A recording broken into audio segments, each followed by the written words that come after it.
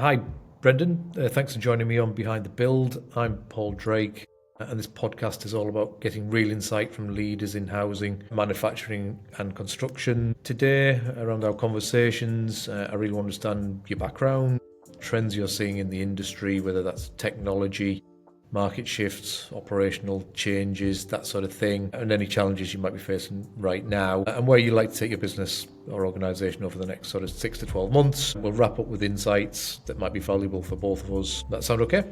Sounds good to me. So first of all, we're going to look at background and company. So if you wouldn't mind, tell me a bit about yourself.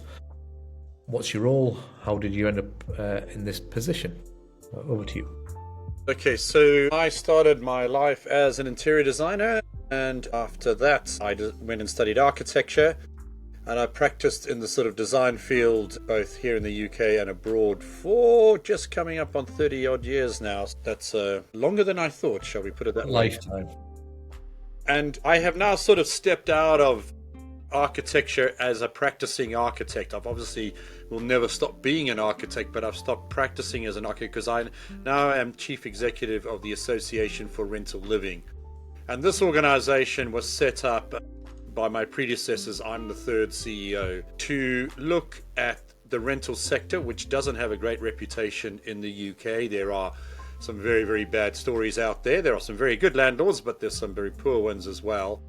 And what happened in the UK coming out of an American model was institutional investors started to look at residential investment and providing homes in a way that they hadn't done so before. So residential development was always in the alternative asset class, things like offices and supermarkets or big retail centers, and that were much, much more predictable and controllable and only generally had much less residents, if you like, or leaseholders than the average resi block. But the changing fortunes in macroeconomics and various other bits and pieces have allowed or sort of encouraged the investment market to look at residential as a long-term investment, and they are very, very keen on this. What the build to rent model offers, I'll deal with the investor first, is a long income model. Long income model means they're not interested in selling it. It will be a rental model in perpetuity. We develop at scale, so 150 homes would be small for us. Typically we average between 250 and even up to 1,000 homes in one go. That obviously comes with placemaking issues and all that kind of thing. It is about long-term predictable income because it's pension funds that are doing a lot of, and institutional investors being different to private equity and opportunist capital or development capital, which is on a 5 to 7 year return. Long income capital, or what we call patient capital as well, is on a much longer burn. They'll hold the asset for many, many years and they're interested in asset value increasing as well as collecting rent as a cash flow thing, and that's a good investment for them. They want it to be the phrase I use is boring is beautiful. The more boring it is in the sense of its performance as an asset, forget the architecture for a moment, the more boring and predictable it is, the better it is in that sense. For the customer, and we call our residents customers because build to rent has also ushered in consumer culture to the residential space. It had never visited the residential space before, not really, but consumer culture is very, very important because it empowers the consumer. And it's fair to say that in the PRS, the private rental sector, the consumer or the resident, the tenant has not been particularly empowered. Now, the Renters' Rights Bill, which is going through Parliament right now, is going to change that. But if we just talk about the status quo before that change, renters signed an AST, which is an assured short-term tenancy. Generally, it favoured the landlord than the tenant. Response times to problems and that sort of thing were never really part of it. Most landlords dealt with the tenant in an arm's length fashion, and a lot of the time it was fine, but a lot of the time it wasn't fine, and we've all heard those horror stories. So Build to Rent wanted to come in and provide a much, much more positive customer experience where the customer is empowered, where it's recognized that the source of revenue is the tenant, and that the more you look after that tenant, the more likely it is they're going to stay, and the more likely it is that they're going to continue to live in your buildings. In a lot of way, and I do this to wind people up a little bit, but it's kind of true. It's about happiness and contentedness and security, because happy people give you money when if they like your product, they'll give you the money to have that product, and if you keep them happy, they'll continue buying your product. And so that, the marketeers and the branders of this world know this, and they work this very, very hard, and it's not really part of the residential experience until build to rent came along, and we recognize it's so important to look after the customer, to make sure their needs are met, to provide them with value, and if we can keep them happy, they will stay on as our tenants. And that's one of the major differences between us and the wider PRS economy of which we are part. Added to that is the quality of the accommodation. It's professionally managed, and very often there's on-site management as well. There may be additional amenities. I mean, there's some very high-end ones with cinema rooms and swimming pools and all that kind of stuff. But the main market is just a good, solid, safe and secure place to live.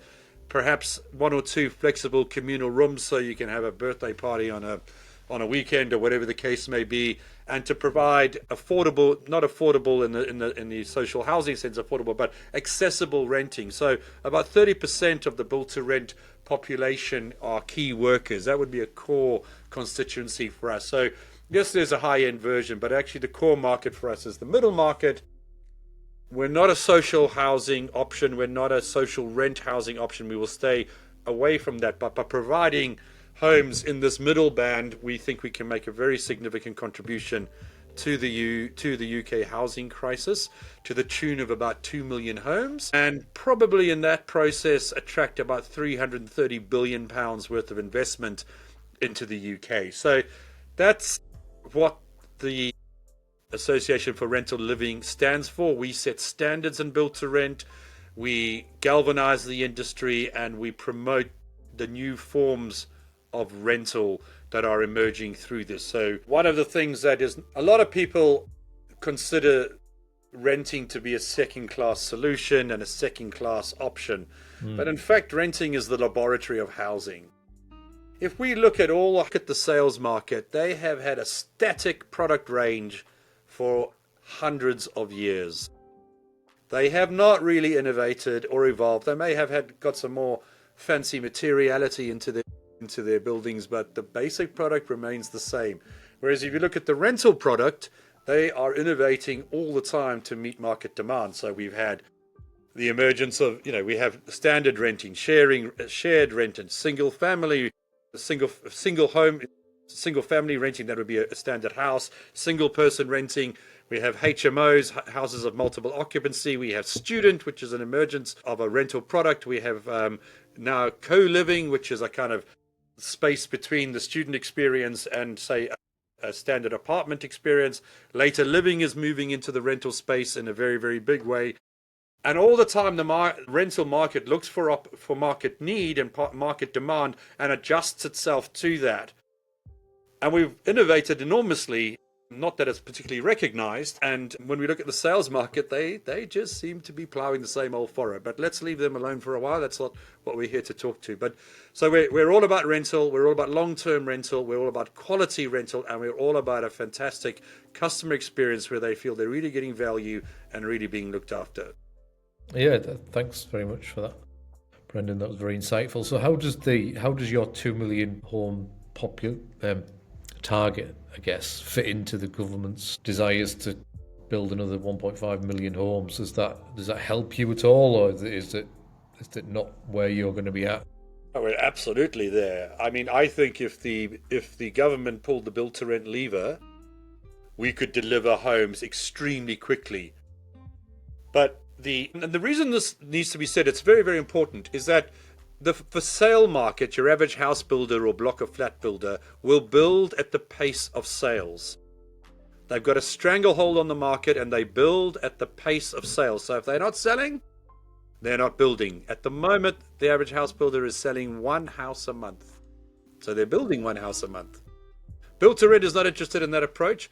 We want to get people in the building as quickly as possible. So we build quickly, we build to a very high standard of quality, and we want people in our apartments, in our homes, our houses as soon as possible, because obviously they start paying, the sooner they're in, the sooner they start paying rent. Now, there's interesting byproducts from this. If you look at tripartite development, which would be, say, affordable housing, which has to be built or at least commenced very often before the main sales housing can be done. If you look at developments which have got all three, so affordable housing, built to rent, and for sale properties, the inclusion of built to rent can halve the development program by 50%, up to 50%. And those are stats from Homes England. They're not my stats. Because what built to rent does, it puts people in situ, it enlivens and activates the placemaking and the sense of community, and it actually drives sales, because then people are coming in and going, well, I'm not just living on a building site. There's already a community here. It's already working, and it's been demonstrated to improve sales and quicken sales. So there's a symbiotic relationship between all of these things. The rental market is not anti-home ownership. In fact, we think it's a very, very good thing. But the reality is as a consequence of generations of underinvestment in housing, which is another conversation, there is not going to be enough houses for everybody to own a home. That is just simply the truth. The other truth is that it's Gen Z and Gen Alpha who are going to struggle the most. Probably only 50% of them will ever own a home. And many of them will only own a home because they have support from outside sources, whether it be government or the bank of mum and dad. So a huge amount of the population is going to rent for the rest of their lives. Whatever their ambitions for home ownership might be. Those guys need to be looked after. So what is our contribution to the housing crisis? It could be significant, but we have a problem. We have a number of problems. We have a government that doesn't trust the capital markets. We have local authorities that don't trust the capital markets, maybe for good reason, but this is a good gig. We have local authorities who can't spell build to rent. So of the 300 plus local authorities in the UK, only about 30 have given recognition to build to rent in any shape or form. And that recognition doesn't necessarily say, please come here and build houses. It just means they recognize it's there. So we have a big educational piece to go. We need to do a lot of work to explain what build to rent is, to explain why it's a good idea, to explain that it's not a panacea for the housing crisis, but it can make a very, very big difference to the housing crisis. And that's a process which is underway now, working with the British Property Federation and others to show the value of build to rent to government, to the Treasury in terms of the economy, and to society at large, that this is a really viable, it's a very, very viable route to safe home, having a safe home in the long term. You know, an interesting fact was when build to rent first started, they were offering people 3-year leases. Right. Nobody took them because they were so not used. They go, no, there's a catch here somewhere. Yeah. That's interesting. So you've touched on a bit of innovation within that build to rent space that you're in. Are there any technological innovations in there that you've seen, or any operational efficiencies around that you can see? Yeah, I mean, so what we're seeing with the rental sectors principally, but now it's really all residential buildings, is that we never really looked at them as operational real estate as you would look at a hotel or a supermarket or an office building as a piece of operational real estate, where you really had to consider how the cost of your operating costs were a really significant part of your costs, and certainly would eat into any profit you might make if you didn't manage that well. So, and this is particularly the case when you are developing and managing at scale. So we see a very, very strong push on a number of areas. So if we look at sustainability, I think you'll find that most build-to-rent buildings have higher sustainability and green credentials in their environmental performance and carbon reduction than many, many, many other residential buildings. And the reason for this is that the long-term capital, the institutional investors that I spoke about earlier, by and large, most of them have committed to pretty stringent ESG credentials. And they want to see that working properly and be measurable over time. So there is an awful lot of of concern and investment in the green agenda in build to rent buildings, not just in the performance of the building itself, but in its operation as well, how the people are using, how they use the buildings, the level of energy consumed, etc., etc., etc. And that's driven really by two things: regulation on the one hand, the emerging influence of ESG, and of course changing consumer and resident behavior. So that there's a whole, we could talk about that at length. In other areas, we are looking at modern methods of construction. Build to rent is leading the way in modern methods of construction. I myself designed a 44-story building using a volumetric system. One of our members, Long Harbour Investments Way of Life, will have just completed a major volumetric build-to-rent block in Walthamstow in London, and of course the three towers in Croydon built by Tide Construction, one for Greystar and one is a cooperative scheme, are the tallest volumetric buildings in all of Europe. Volumetric MMC in all its forms, whether it be volumetric or 2D, are going to be part of the process going to net zero. They're going to be part of the quality requirements that we need to have, and they're going to be certainly part of the Building Safety Act. You know, build to rent has put its money where its mouth is. It's sometimes in challenging conditions when it comes to support from other parts of the industry, like the insurers and so forth. But they've gone ahead and done it, and we hopefully will see more of that. In terms of operational efficiency, we are embracing tech in a very strong way. So we will see an interesting mix between sort of person-to-person interface with residents and customers, and a highly digitized interface where you might report problems or you book things that you might need using an app, and that obviously creates a lot of efficiency and convenience for the residents. So build to rent sees its buildings, its homes, as very, very much an operating entity that needs to operate in the long term, and most decisions are made with that in mind. So sustainability is strong, operational efficiency is strong, the use of tech is very strong, and will get increasingly larger as tech and AI moves forward. So those are sort of some of the operational and design interventions. But probably the most important intervention from the consumer perspective is a real focus on the customer experience. I call this the rise of interior design. I'm not sure build-to-rent buildings will ever win the Sterling Prize in their outward appearance, but it's not about the edifice. It's about the customer experience. And we look at the time and energy and care that's taken to look at interior design quality and individual unit, home quality, whether it be higher than building rig standards of sound insulation, very, very good quality fixtures and fittings, making sure that both maintenance costs are low, but the quality of the experience is high for the residents. Build to rent has really maxed out on interior design as a way of driving customer satisfaction.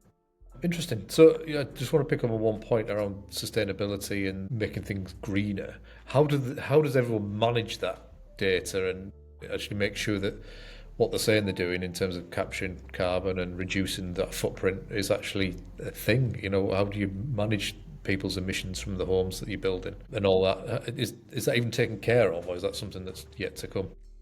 No, it's done now. So basically, we don't use individual heat sources, like a boiler in every flat. It's all a centralized system with meters. So from the very get-go, most schemes or many schemes are signed up to district heating systems. Not that that's the panacea. Certainly in the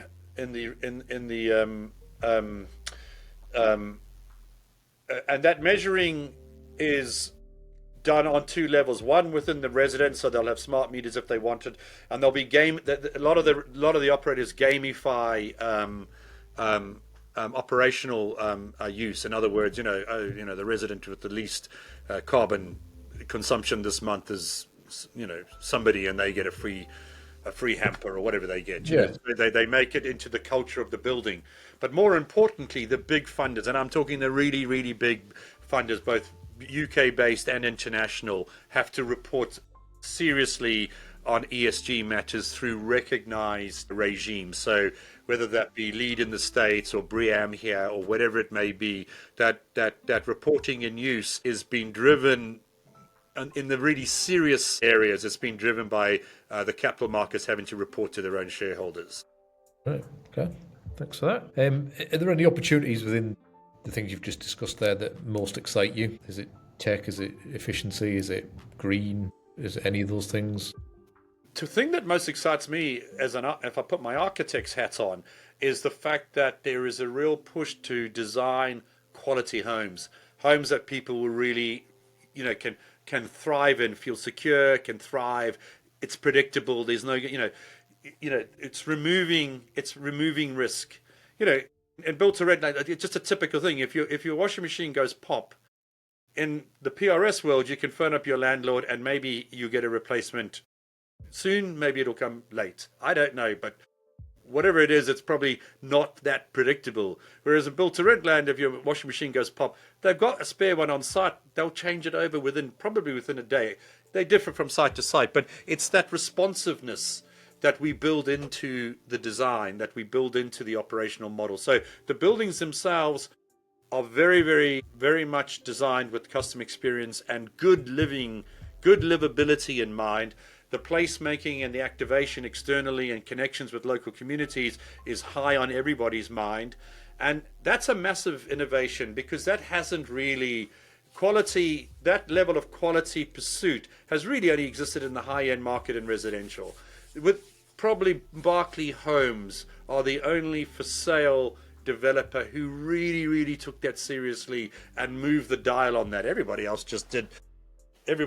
kind of did what they thought the market would let them get away with in many respects. I'm being a bit cynical there, but I'm having to paraphrase, because there's lots of evidence of money first and customer second. Whereas I think in build to rent, we have struck a much better balance between rent and rent levels and customer experience, customer loyalty, customer value. And that's something which is considered almost daily, certainly weekly and monthly within the area. So that's a huge, huge innovation, which has a big impact on the supply chain, has a big impact on how the building is used, has a big impact on how the building is managed and experienced. So there is technical innovation. I mean, if we look at what we call built-to-rent houses, you won't find a built-to-rent house that doesn't have a heat pump, because that's just the standard set by the institutions. The innovation is in customer experience, and maybe not so much in new technology. One of the problems when you deal with institutional markets is that they want value, but they're a bit risk averse. So they won't back new technology particularly. Some might, but they'll tend to rather go with the tried and tested that they know will deliver them the results they need over time. Yeah, makes total sense. So moving back onto your business then, so where would you say your business currently is positioned in the market, would you say? Well, Built to Rent is only 10 years old. We have just shy, or probably about 150,000 homes, but there's a lot of headroom of up to 2 million to go. We are positioned a little bit, I would say, we're a little bit, people are still learning about us, and in a lot of ways we're still learning about ourselves, because it is quite a young industry. And it's an unusual industry because it's quite young, but it's already got institutional backing, which normally comes a little bit later. But to advance that and to reposition ourselves, or to increase our positioning, we have this year created a code of practice for the industry, which will be launched hopefully later this year, or certainly early next year. There's two elements to that. There's a code of practice, which is a sort of a corporate expectations about how our operators and our developers will behave, and then there's also a customer charter, which is our promises to the customer. And what we want to do is regularize the predictability of built to rent with both government and society through those two mechanisms. And of course, there's a series of benchmarks that our members and the built to rent community will have to meet in order to effectively get the kite mark that says I can be trusted. At the end of the day, what is this all about? It's about us going to the market and to government and say, we have this kite mark, this is our code, you can trust us. And in that sense, we would then look to use that kite mark and to use those standards to develop and expand understanding of the sector, and of course the development and expansion of the sector. Great. If you could pick one thing, what would you say your company does extraordinarily well? What would you say? We set standards in build to rent, and we bring people together to deliver on those standards and to take advantage of opportunities. Fundamentally, we, as a membership organization, I must say that we are a membership organization. So our job is to promote and support our members in their business activity.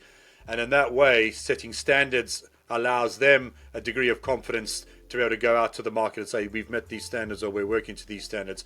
But we also spend a lot of time creating opportunities through study tours, through networking opportunities. We have a big conference coming up in November time, through thought leadership pieces, through webinars. We have a best practice guide.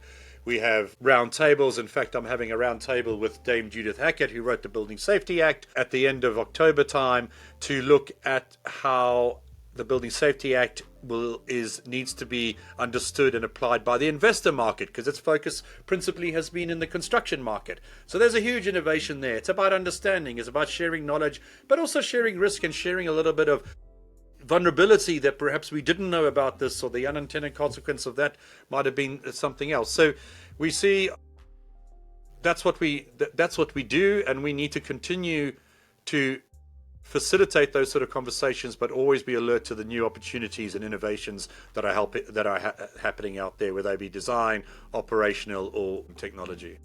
Very good. And in terms of feedback from your members, then what's the best piece of feedback you've ever had? We did a survey recently, and the probably the best one was that being a member of the ARL has helped my business enormously. So that's the kind of feedback that we want.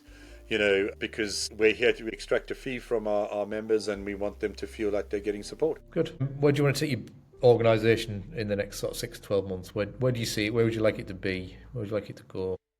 Well, we've got a series of projects which are sort of foundational.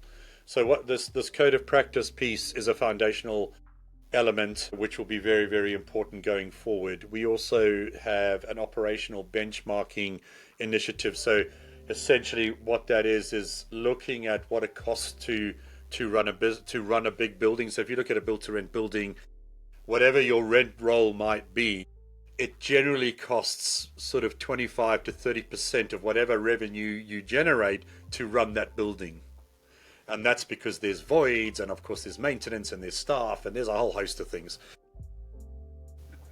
Looking at that operational cost space and looking at ways of reducing that requires you to first benchmark what's going on at the moment. So we've got a big project where we're benchmarking operational costs and dynamics. And those two things really are foundations upon which walls and further houses can be built, because they bring stability and predictability. That attracts investments, that attracts people to the sector, that attracts new customers, new residents for our buildings. So we're still very much in the building phase of our sector, and certainly for the Association for Rental Living, the building phase of us. We have about 350 members and about 85% of all the build-to-rent operators on our books. But we would like to expand that to include new forms of rental as they emerge, co-living being a good example of that, as well as contractors and developers who want to get into the build-to-rent space because there's so much headroom, and support them going forwards. Where I'd like to take the business in the next few months, expand membership, expand and increase our influence with government and consumers, and of course continue to support the business activities of the members. Oh, good luck. Good luck with that. Do you see any operational challenges around delivering all those things in the next 6 to 12 months? Or do you think it's all feasible? Look, viability at the moment is a huge problem. So viability is a function of a number of things, including, interest rates, macroeconomic, political forces, etc., etc. Within the UK, specific to the UK, there's a number of things which are hurting us at the moment. The first one is a dramatic rise in construction costs, sort of 30% rise, sometimes as much as 50% in terms of the cost of construction now. There's been quite a few contractors have gone bust. There's regulatory inflation. So there's two major pieces of regulatory inflation. One of them is the Renters' Rights Bill, which was going through Parliament and probably will become law early in the new year. And that could have profound implications on the sector in as much as it takes away predictability, because tenants can leave, they can stay as long as they want and leave whenever they want. And so there's no security of tenure, amongst other things. But what it's resulted in is that a lot of the mom and pop buy-to-let landlords are exiting the market in droves. So in London alone, 30,000 have left in the last year. That's 30,000 homes which are now no longer available to rent. And we have a huge need for renting. So the Renters' Rights Bill will also stop some things like, a year's rent in advance and kind of pavement auctions for rent levels. So it'll ban that kind of thing, which is probably no bad thing. But it brings uncertainty, and uncertainty scares investors. But the biggest thing by far that's affecting viability is the Building Safety Act. But not the principle of safety, because a safe building is a sound investment. And nobody will argue with that, and nobody should argue with that. But because it's new regulation and new legislation, the cost of the process of getting the various approvals that you need, Gateway 1, 2, and 3, is hitting bumps in the road, is to put it kindly. So it's very, it's hurting the industry an awful lot at the moment, because delays mean money. Time is money, and time is expensive. And the regulator, which has been set up, and they're only a year or so old, it hasn't been resourced properly. They haven't been clear on what they're doing. They're doing it for the first time. So a lot of those issues have been articulated by the sector. They're being addressed, but it will take time for that to heal itself, if you like. And in that time, the cost, it has just put a huge burden of cost on development. And that has resulted in many schemes being not viable. And that means that less homes are being delivered. Now, the answer is not to scrap the Building Safety Act. That is a really robust safety regime that we never had before. It's a good thing. What we need to do is massively and rapidly improve the efficiency of the process and the quality of the process. Thanks for that. So you're very evidently passionate about what you do. Honourable to see, and I'm not familiar with the build to rent market, and it's kind of new to me. I don't know how closely aligned this is with the German market. They seem to do a lot of renting in their life. Anyway, that wasn't the question I was aiming at, really. It was more of an observation than anything else. But what matters most to you, I guess, to reach your goals in these next 6 to 12 months, given your passion for what you do? Look, I think we have a serious housing crisis. I mean, a really serious housing crisis. Everybody knows this. Everybody has to make a contribution to solving it. Every single, whether you're an investor at the very top or you sweep out the yard down at the bottom, everybody has to make an effort to solve this housing crisis. I think government could reduce it by making it easier for planning, easier through the planning process, make that a little bit more positive, a little bit more productive, and a little bit more predictable, because planning is a problem at the moment, and it's stopping investment, and it's stopping. I mean, the amount of applications is falling off a cliff. Not just because of the planning process, although that is a problem. The regulatory environment is really hurting, whilst the regulator sorts this processing out. But government, I think, could look at ways of improving rent. Society treats renters as second-class citizens. I think that's wrong. I think that's very wrong. It's very undemocratic. And this is what Build to Rent is trying to address, is say they are very good people. They deserve to be treated well, and that's what we're intending to do. But there's a perception that renters are, oh, you're still renting, are you? Shame. So we need to culturally adjust ourselves to a better attitude towards renters, and be far more positive about it. And instead of help to buy, why can't the government do help to rent? There's 5 million rental homes in the UK, there or thereabouts. How many people does that house? Certainly around the 15 million mark, I would imagine, if you extrapolate it upwards. That's a big chunk of society who deserve a little bit more than they're getting at the moment. Build to Rent is going to bring that in from a quality perspective on our side, but government could do more to promote renting, and certainly government could do more to deregulate the delivery of all houses, but built to rent as well. Yeah, is there, just out of curiosity, is there a build to rent model anywhere else in the world that is successful? Well, in America, it's a very mature market. It's been going for 30, 40, 50 years. It's huge. And the German market and the European market, which have had renting for as long as you can remember, is similar, but not quite similar. Theirs is generally, it is institutionally backed. It has many of the same financial characteristics, but they're still quite arm's length landlords, if you like, and there's various other things there. Sort of British built to rent, which, if you like, is leading the charge for this new sort of, not just British, it's European approach to consumer centric built to rent, or consumer centric renting, is the UK is leading that charge, if you like.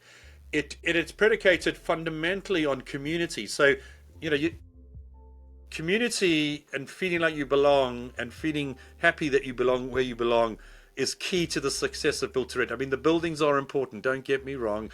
Don't offend the architects out there. The building is very important.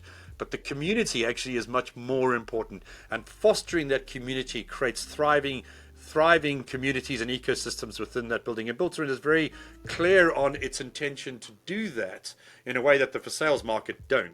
So we know that there's two bits here. There's you need a good home, you need a solid home, a secure home, good quality, but you also need support in developing the communities that will naturally thrive in these environments. And this is not a curatorship gig that tries to manage everything. It's just sort of discrete support that allows people to come together and enjoy their lives. This form of build to rent, I think, is different to the American model again, but obviously many similarities. But we're seeing it come up now in Spain is picking up on this. They're doing their own Spanish version of it. It's very interesting. They call it flex living as part of what they do, and it's a variation again on some of the stuff we do. Australia has picked up build to rent in a big way, and they are not going to hang around. They'll be doing it. They will excel it.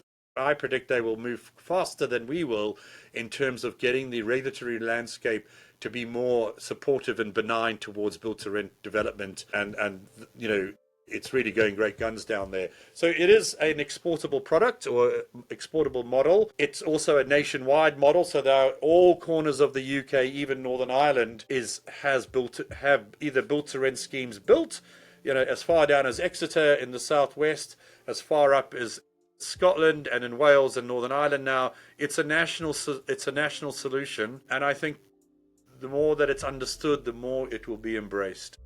Yeah, absolutely. This sounds fantastic, and we've come to the end of our time, Brendan. So, yeah, I've really enjoyed this past 40 minutes I've spent with you, listening to you. You've been very candid and open about the real challenges and opportunities that you're seeing in this space. So, thank you very much for your time. My pleasure. Thank you. 1, 2.